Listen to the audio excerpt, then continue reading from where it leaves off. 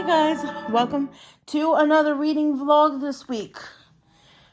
I know last week I said I was probably going to be reading the last of my Halloween spooky reads, but then I got some books in from the library and I know that I have to read them because they're going to have holds on them. So I have a couple spooky reads I'm definitely going to be reading this week, and I'll show you as I go along in the week. But for the first one, I've already started reading it. In fact, I'm already on chapter 15, which is page 112, and I'm reading The Inmate by Frida McFadden. So once I read The Housemaid by her, I went and put every single book that she has and that they have at my library on hold. So I'm waiting slowly for them all to come in, but I am going to work my way through the Frida McFadden thriller books because I just love her writing, and The Housemaid was so good.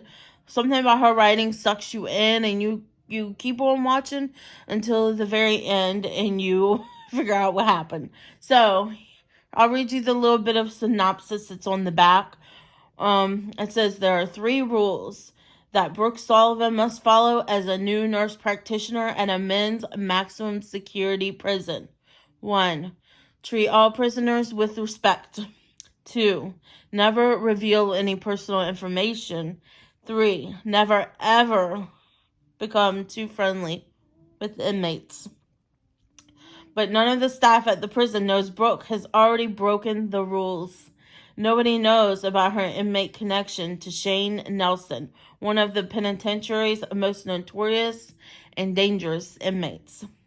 And they certainly don't know that Shane was Brooke's high school sweetheart, the star quarterback who is now spending the rest of his life in prison for a series of grisly murders, or that Brooke's testimony was the one that put him there. But Shane knows, and he will never forget. It sounds so good. I just made that sound so good. So it's so good. Right now, I suspect that he's not the one who did it. I don't think he did it. He's already told her. She ran into him already 2 weeks working in that job because apparently somebody beat him up in the yard. He doesn't want to say it. He says he hit his head on a fence, but in reality, somebody's kicking his butt in jail and prison, I guess. But he had a big gash on his forehead, and yeah. She's become pretty surprised as a nurse practitioner. Things that they don't have, things that they can't do, even though they need help. Like, she went to get just local anesthesia so she could sew up his head wound. And they keep a very limited supply of that on there, and they didn't have any. So she had to sew up his head wound with no anesthesia. That had to hurt. I know it had to hurt. Oof. But, and then there's this other prison mate that she was, other guy from prison that she was treating, that he's like wheelchair bound because of something that happened to him. And he pretty much has like a bed sore or whatever. And she was like, she says that she'll try to get him like a different mattress because the mattress he has, the mattresses in prison, they're very thin, and she says, well, it's never going to heal unless you get like a better mattress that's made for people who are paraplegic, I think she said it was. So she talked to her superior, the nurse, about it, and they said there's nothing in the budget for that. And she said something about this wasn't like a fancy hotel. I forgot which fancy hotel she mentioned, but that's what she was saying. And this whole time she's thinking, how can she be so mean and so cold? These people are still human,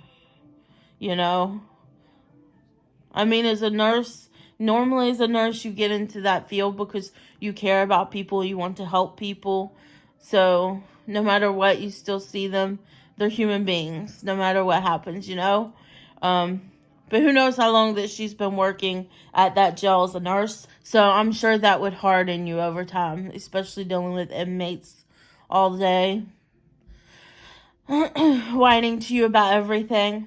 We did find out that the one that was there before her that got fired is now in jail because she was trying to sneak narcotics to the prisoners, and they were paying her to do it. So that's interesting.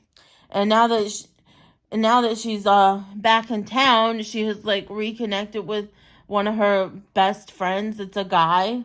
His name's Tim. From when she was younger, she was like best friends for him, and they lived really close together. Let's just say that he was there the night that her boyfriend, her first boyfriend in high school, who's now in jail, tried to kill her. Or so she says he tried to kill her. But she said that he was choking her with her necklace. But she admits later on, after he was in her office while she was treating his head wound, telling her that he didn't do it. He says, "I swear I would never hurt you. I didn't do it. It wasn't me." He said that he got knocked, somebody hit him with a baseball bat and knocked him out. The next thing he knew, he was waking up, and the police were taking him. But he says, "It wasn't me that was trying to kill you." And I think I believe him. I believe him. I feel like I think I know who it might be already at the beginning of the book. Because it's the one that you always trust the most, right? The one you would least suspect.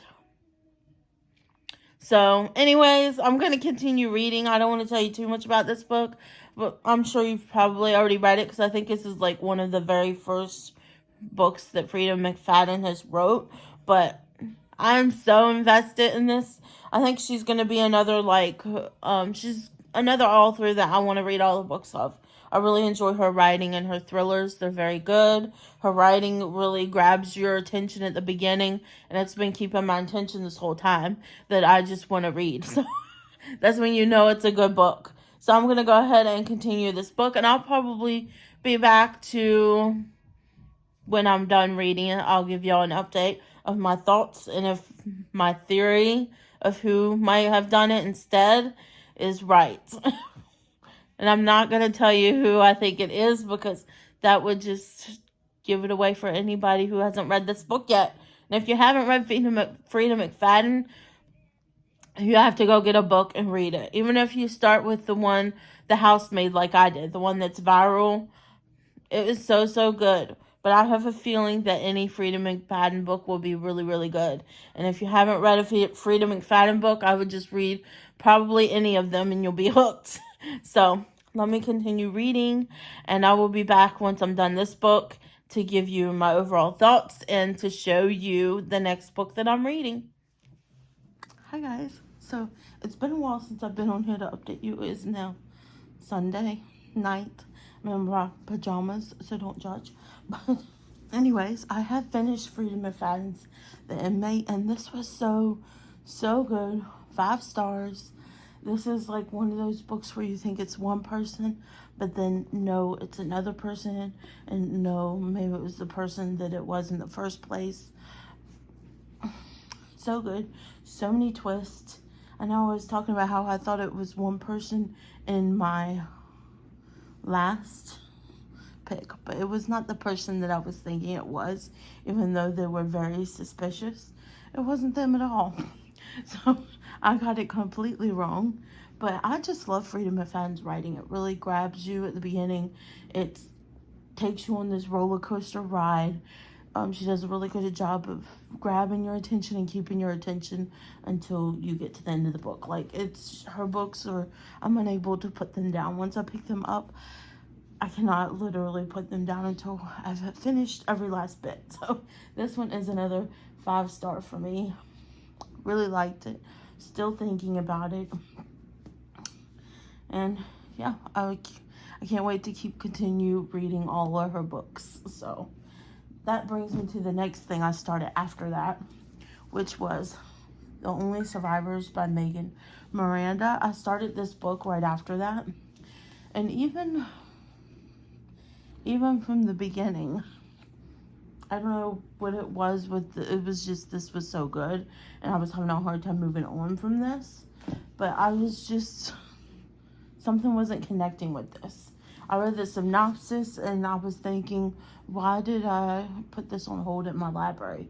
Because even from the synopsis, it sounded good, but it didn't sound great to me.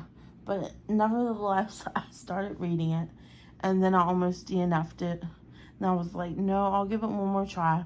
I kept reading it. So I read it until we're on Wednesday, and chapter 10 is where I stopped at this time. I read a few more chapters. I think I was on chapter 9. But it's just, I'm finding it really, really slow paced. There's a couple of things going on, like, but there's nothing it's not grabbing my attention. It's not, like, I keep putting it down. And I don't find myself wanting to pick it back up. I'm forcing myself to pick it back up and to keep try reading it.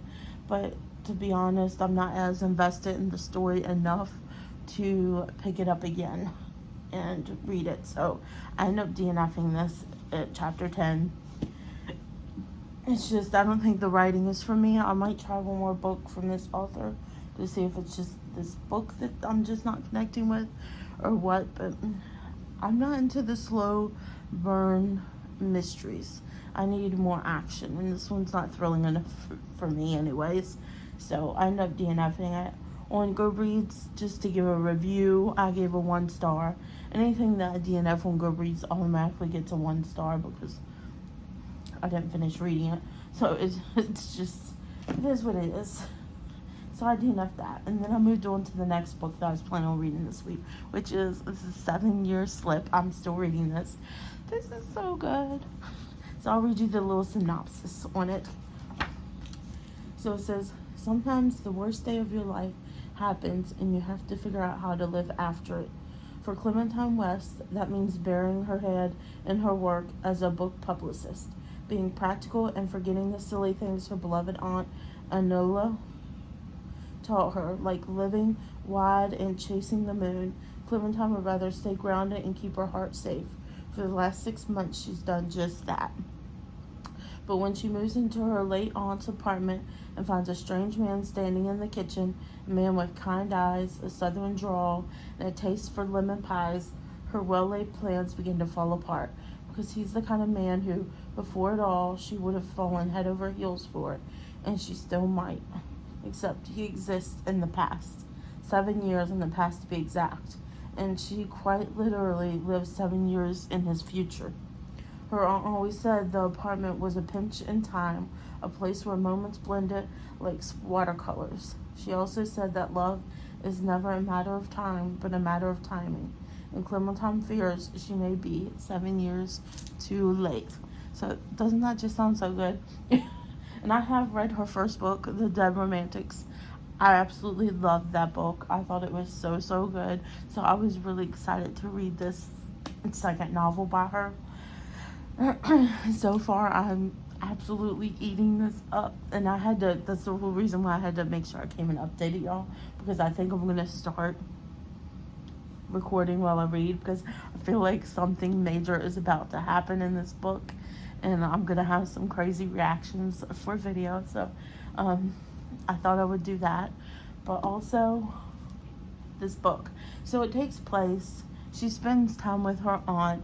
They travel to a bunch of countries and everything. To her passport, she says, is more full than most adults' passports. That she's been to more places than most adults would have been to. But that was just her and her aunt's idea. Her aunt traveled a lot. She liked to travel. But there was something magical about the apartment. And her aunt always told her that there was something magical about the apartment. She said, there's 2 rules in her apartment, and it was always take your shoes off at the door and never fall in love.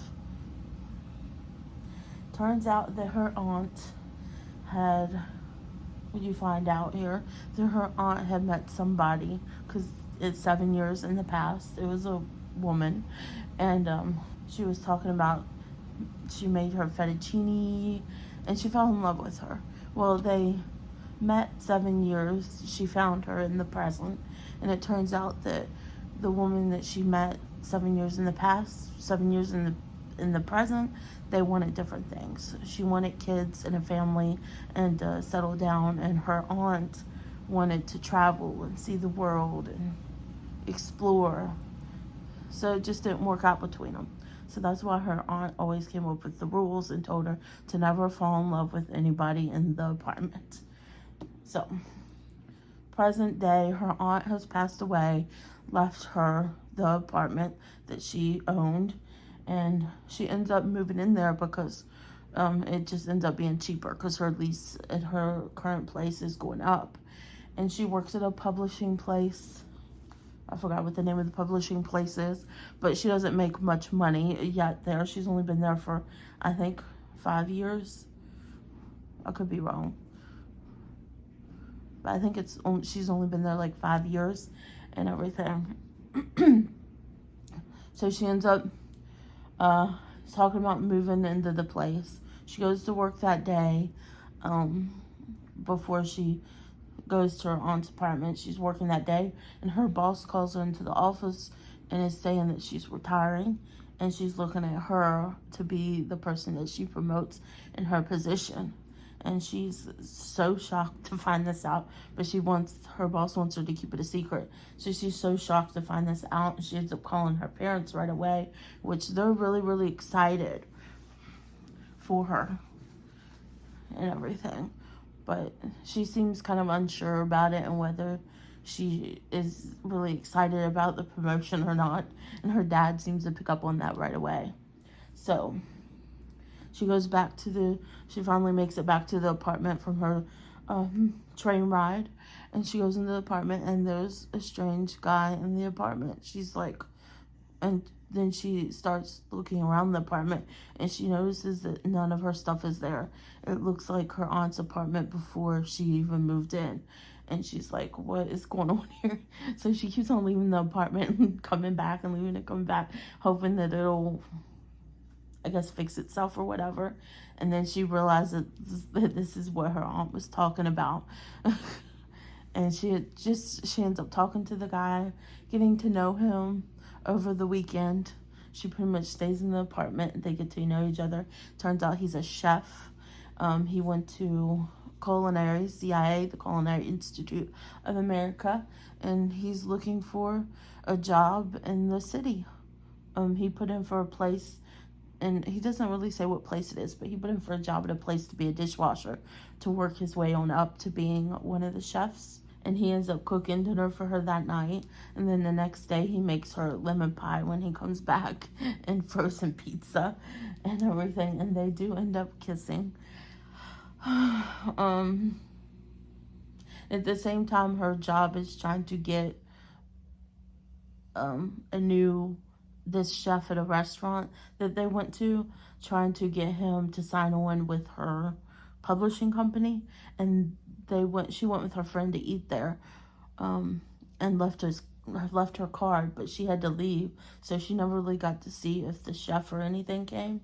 I have a feeling that the chef that they're trying to sign for a book deal is him in her present time. I'm not sure, but because his name is Jonathan. I'm already on chapter 17, page 139. And the name of the chapter is called Lost and Found. So I feel like that she's gonna figure it out that she's lost and found him. But she's talking about this guy, James Ashton. Ashton is his name. She says, but James Ashton should be a shoo-in. He's young, quite talented, and he's handsome. So we could sell out of his cookbook. But the guy that she was talking to in the apartment, his name was Iwan. So I'm like wondering if he either changed his name or if Iwan's like a middle name. So I'm gonna go ahead, and my husband's in the shower right now. So that's why I'm filming a little bit, because I was gonna wait to film me reading any of it till tomorrow. But I don't hear the shower running yet, so I think I might have time to at least read a chapter or two tonight. So I'm just gonna go ahead and do some reading of a chapter or two tonight on camera for you guys, and see if I'm hoping that in this chapter she finally meets the guy that is supposed to be doing the cookbook that they're trying to get the cookbook out of. This James Ashton, and see, I'm so curious if I'm right, and this James Ashton is the guy in the present for her. So I've heard really good things about this book. So far it's so good. It's on track to be a 5-star read for me. So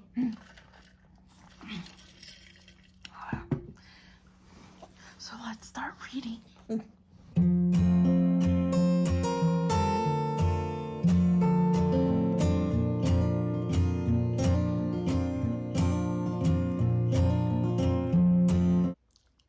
It's him. I knew it. She just read an article and his picture was there. Now she's seeing his face everywhere. She got off on the bus stop and it says that there he was on an ad for a cooking competition. Graffiti papered around him. The ad had been there a while, at least a few weeks. She said, my heart rose into my throat as I quickly turned the corner, passing a magazine stand, his face there again on the front of one of them. Reality began to sink in. In disbelief, I went over and picked it up.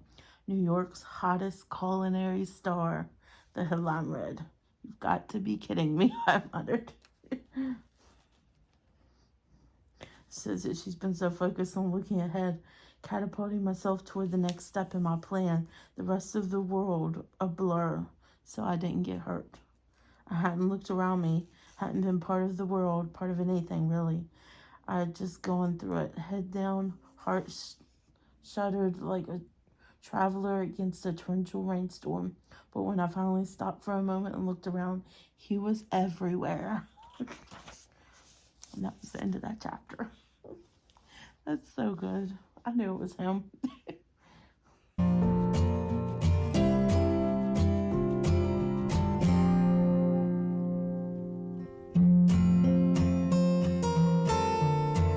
He couldn't remember me, because if he did, wouldn't he have tried to find me? And I wasn't sure I wanted to know the answer. I have a feeling that the only reason he's entertaining, because they talk about how he's even had spots on Food Network and stuff, how he's such a bigger star as a chef that all the publishers are coming after him. So I have a feeling that if it weren't for her, he probably wouldn't even be entertaining the publishing company that she's at. So I have a feeling that he probably knows that because he remembers at least, because she told him what publishing company she works for. So it says she ran late for the meeting the next morning.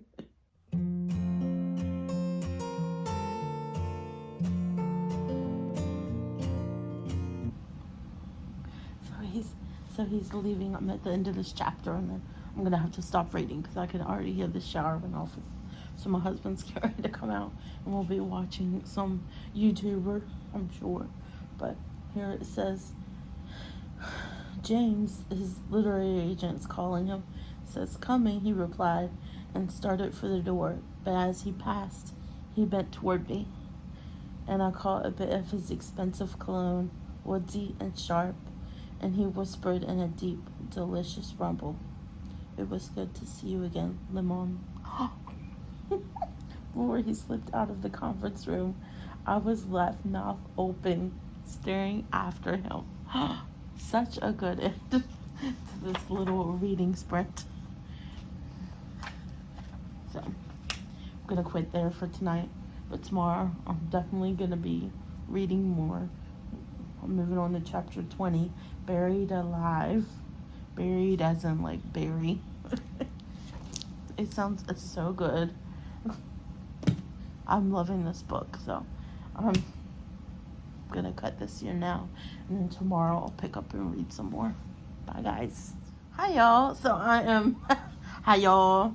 Anyways, I'm back.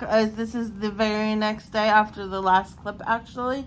And I've just came back from dropping my son off at school, and I took a shower, obviously, so my hair's wet, and I had my breakfast and watched my Sarah Ray Vargas, because when she posts, I always watch it in the mornings while I'm eating breakfast. She's the first YouTuber, actually, that I've ever watched, and I still watch her to this day, every single video. But anyway, still on the 7-year slip. I kind of regret, I did read a little bit of this while I was waiting, while we were waiting outside for the bell to ring for my son to go into school. So I did read some without y'all, and I kind of regret it because previously we didn't know how her aunt died or what had happened there. We just know that she passed away and everything. But ever since the last one, we found out why, because she was she was at her job at the publishing house, and she received something from her aunt, a package there, and she said that her aunt used to send packages to her when she was away on trips or whatever. She would send her packages, so she had sent her a package there, which then triggered a memory of her aunt, and the last trip that she ever took was to the last place that she needed to go before she had visited, I guess, the entire world, which was Antarctica. And she talks about how her aunt was saying that even coming back from Antarctica, her hands were still it was so cold in Antarctica that when she came back to New York, her hands were still feeling so cold and everything. And then she talks about how she found out about her aunt in the middle of the night. Her mom called her crying, telling her about it. And I'm not going to say how she died or anything, because you need to read the book if you want to know how she died. But it was just so sad and heartbreaking, and it really, I was crying. I found that out literally a couple minutes before the bell rang. I read it, and I was like, oh my gosh, I was so sad. It's so sad.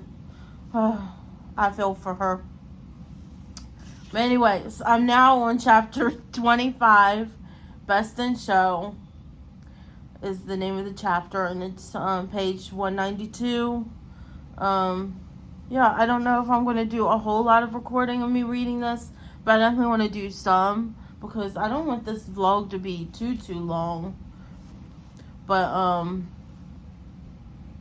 I like the idea of recording while I'm reading some, so maybe I'll record a little bit and everything. But there's not that much left. I only have that much left of the book, which is not too much. I'm more than 50% in, so I'm going to go ahead and keep reading.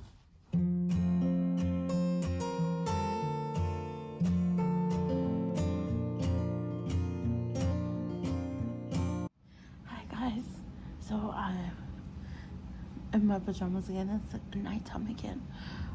I'm whispering because we just put my son to bed and he's trying to go to sleep, so hopefully you'll still be able to hear me okay. I just finished the 7-year slip. This book was so good. I love that he called her Lemon. That was his nickname for her, because her name was Clementine. Their love story was just so sweet. I love the magicalness of the apartment. This is 5 stars for me. I was laughing in some parts. I was crying because it was sad, and crying because it was happy parts. And I loved how it ended. I just love Ashley Poston's writing. There's something very beautiful about her writing, and her books are so unique and different from any other books that I've read. She really has a great imagination to come up with these ideas, like the Dead Romantics, and then the 7-year slip. So good. I definitely recommend, if you haven't read anything from Ashley Poston, you have to read something from her. It's so good. So I ended up giving this 5 stars on Goodreads. I just posted my review there now. I didn't say too much because I loved it so much, but what is there to say? It's so sweet. Such a good love story. Something I really need to read. I would definitely read every single one of Ashley Poston's books because they're that good. She's so far a 5-star author for me, and someone that I definitely keep a watch on and get every single one of her books. I want them on my shelves. So I really enjoyed this. The next book I'm going into reading is A Twisted Love Story from Samantha Downing. So this just sounds so good. Let me read you the synopsis.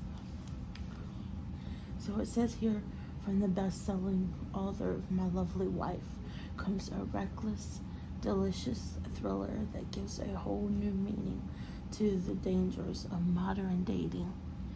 Wes and Ivy are madly in love. They never felt anything like it. It's the type of romance people write stories about. But what kind of story? When it's good, it's great. Flowers, grand gestures, deep, meaningful conversations where the whole world disappears. When it's bad, it's really bad. Vengeful fights, damaged property, arrest warrants. But their vicious cycle of I can never say this word. Catastrophic breakups and head over heels reconciliations need to end fast because suddenly Wes and Ivy have a common enemy and she's a detective. There's something Wes and Ivy never talk about, in good times or bad, the night of their worst breakup, when one of them took things too far and someone ended up dead. If they can stick together, they can survive anything, even the tightening net of a police investigation, because one more breakup might just be their last. So this sounds like a really, really good romantic thriller. I love thrillers, and I don't know if I've really read a romantic thriller, but I haven't read any of her other books. This is the first one I've read. I have heard that My Lovely Wife, which I think she wrote before this, was pretty good. So if I like her writing, I might go back and read My Lovely Wife. I was flipping through this on the first pages when I was sticking my bookmark in here. And there's a writing right here. And it says, for the man who inspired this book, you're damn right, I wrote it about you. That's so funny. And I always look forward to, and it looks like it's short chapters. I love short chapters. So I thought I would just do a little bit of reading because once again, my husband is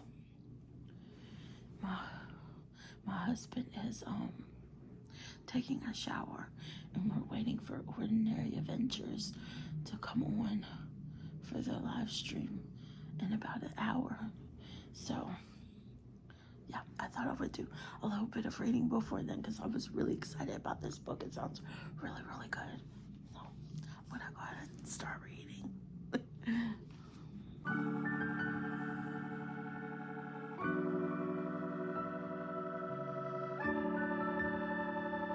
Hi guys, welcome back.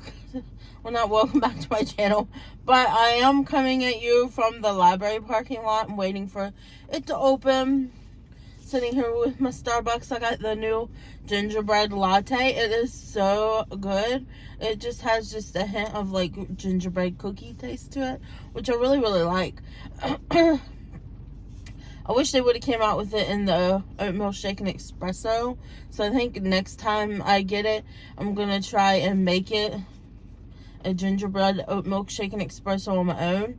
Get like the brown sugar oatmeal shaken espresso, but instead of the brown sugar syrup, get the gingerbread syrup in it instead and see how it is. But I really wanted to try the latte by itself to see how it is before I did that, just to taste the original. But it is so good on a cold day. I really, really enjoy this. I know they have the the chai tea one too, but I'm not the biggest fan of chai tea. It's a little too milky for me. It tastes too much like milk and not enough like I need coffee. I just love coffee, okay? I love coffee. When I was a teenager now, I was a big fan of chai tea lattes, and I used to get the ones from Dunkin' Donuts all of the time because when I was a teenager, my parents didn't let us have coffee. That was like in the late 90s, early 2000s when they didn't let... It wasn't common for teenagers to drink coffee back then like it is now. So my mom didn't really let me drink coffee. And I don't know if I really had any interest. Now, I know I remember one time wondering what coffee tastes like. And my dad was going to let me taste it. But then my mom was like, no, she's not old enough for coffee. So I just never got to taste it until I got older. I think I had it. I don't remember the first time I had coffee, honestly. But anyways, I'm going off on a tangent here. This gingerbread latte is good. And I definitely think if you like gingerbread cookies, you would like the gingerbread latte. It's not too overpowering, but it is very delicious and great on a cold, rainy day like today. Is the perfect reading day, and I've been doing some reading, let me tell you. Okay, so the last clip we took, I was reading Twisted Love Story, so this is going to be the end of this reading vlog. I believe I gave this 2 stars on my Goodreads. I just finished this. I feel like it was so long ago I finished this, but I just finished this. Somebody walking by. I feel like it was so long ago I finished this, but I just finished this last night. Why does it feel like it's been so long ago? I don't know why, but I did suffer. That's why I gave it. That's exactly why I gave it 2 stars, because I did suffer through this.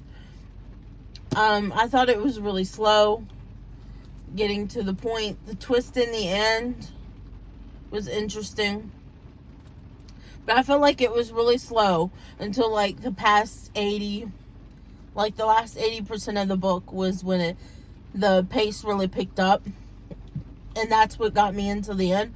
But I'm gonna lie, I thought about DNF in this book a couple times. While I was reading it, I was just like, I don't like this book. I'm not really rooting for the characters. They kind of have like a toxic love.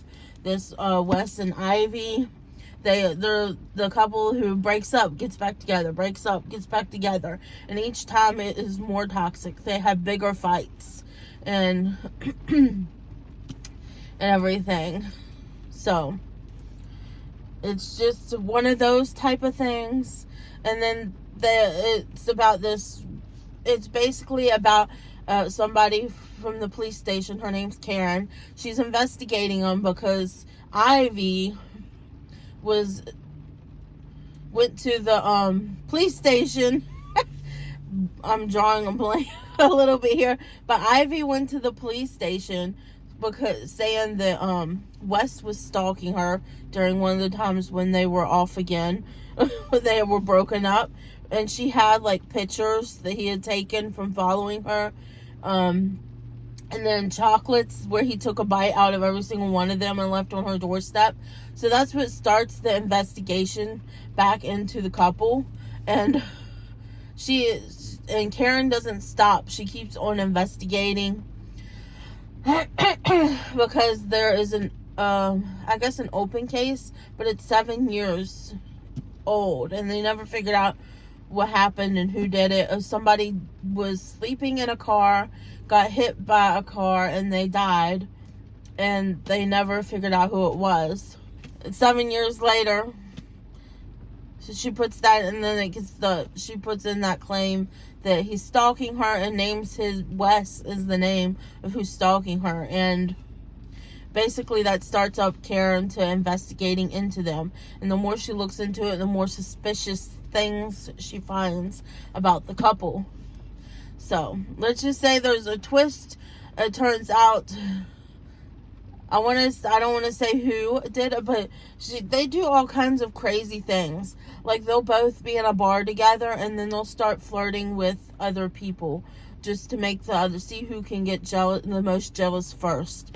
and everything, which is crazy. And she does that with another guy to try to make him jealous, and then she posts a picture of her and the guy in the bar on her Instagram, I think it is, and she tags the guy in the picture, which kind of gets her own little stalker, which I thought he was gonna try and kill her, but anyways, I mean, that makes it sound all really good, doesn't it? But it was very slow getting to all of those exciting parts. Very slow. I don't know. I think maybe I just wasn't into this story. I do want to try to read My Lovely Wife. So I did get this book because I was watching Sarah Ray Vargas, and she was mentioning that she was reading it. And that's when I put it on hold in my library, when she was talking about how she liked My Lovely Wife and she wanted to try this one. And it just sounded so interesting to me. So I went to the library and they had it available right away. So I went ahead and picked it up before I heard her review. And she also didn't like it. I was just watching that video yesterday, and I was almost done the book. And I was like, yep, I pretty much feel the same way she did about the book. But she said she really liked My Lovely Wife, so I might try to read My Lovely Wife and see how I feel about that book from her, because I'm not sure how I feel about the writing, because it felt slow to me. And I don't know if it's just I wasn't connecting with this story, or if it's just her writing that I don't like. So I do want to try to read put on hold My Lovely Wife from the library, just to see if I might like that one better from her. But yeah, that was just a total miss for me. And now I'm at the library waiting for it to open so I can return it, because the books that I had suspended on hold, I forgot what date they were supposed to come back off of hold. So now I have a whole bunch of books that I have to pick up today from the library that came on the hold. So I will be coming back with you in a separate video. That one I think is going to be my winter TBR. And I am going to have like a separate video for my Christmas TBR. I'm already putting books on hold to pick up at the end of November, so I can do my Christmas TBR, a whole bunch of Christmas books I want to read. So I'm so excited. There's going to be so many good things coming up. I love a good cheesy Christmas romance. I love Hallmark Christmas movies. So I'll be watching all the cheesy things come Christmas. I've already put up some Christmas decorations. I'm like, I don't know, normally I'm not into the Christmas spirit this early. Normally I'm somebody who will be like, okay, I'll put up our tree after Thanksgiving. Not this year. I was literally ready the day after Halloween to start putting up Christmas, and we did it. After Halloween, I started deep cleaning my house, so we could start putting up Christmas decorations. I still haven't put up the tree, but that's gonna go up soon. Let me tell you. Anyways, I hope you guys enjoyed this reading vlog. You have to let me know if you like the little clips I've added of me reading the books, because I've actually been, I liked it. I like it when it's books that I'm really into and are getting me excited. So I might keep including them as much as I can, like little clips of me reading. So anyways, I hope you guys enjoyed this video. If you liked it, please give me a thumbs up down below. And if you're not yet subscribed, I would greatly appreciate it if you would consider subscribing to my channel. And next to the subscribe button is the bell. You can ring that to be notified of all my future uploads. And I hope you guys are having a great day, night, weekend, or whenever it is you're watching this. And I'll see you guys next time. Bye, guys.